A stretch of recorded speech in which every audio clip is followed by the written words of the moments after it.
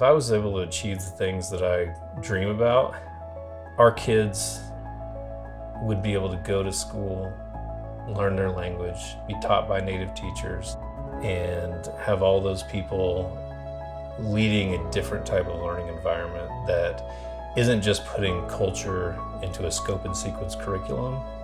I hope they can graduate schools and be fluent in tribal governance, tribal language, tribal history, tribal art, and they can confidently move into the future knowing that they're not a stereotype.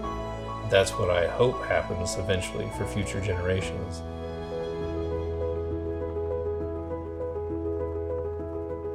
Social work students at PSU learned about Native American history in the Sunflower State courtesy of a guest speaker. That was Dr. Alex Redcorn, a citizen of the Osage Nation and director of the Kansas Association for Native American Education. I started my career as a social studies teacher in a high school in the Kansas City area.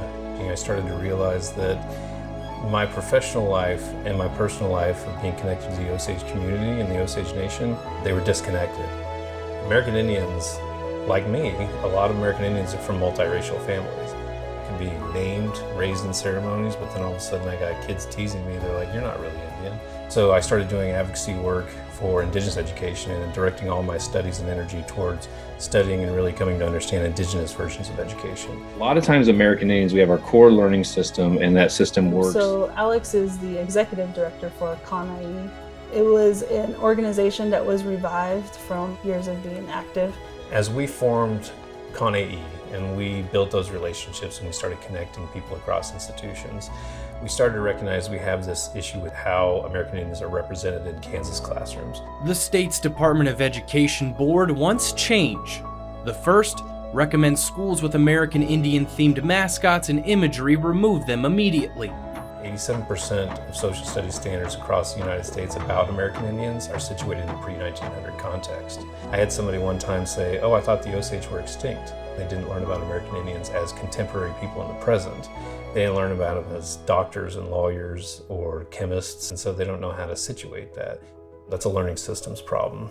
We're also trying to advocate for tuition. If we think about all the land base and all the tribes that moved through Kansas because they were forced to give up their land, why are we charging out-of-state tuition to attend Kansas State University? So we've actually made some ground on getting in-state tuition and hopefully eventually free tuition. You can read Alex's resume and know all the details about what he does as a professor, all the grants he's received, all the presentations he's given. But I think what people don't necessarily get the full picture of a person or of Alex's is who he is as an individual, as a family man, as a colleague and mentor.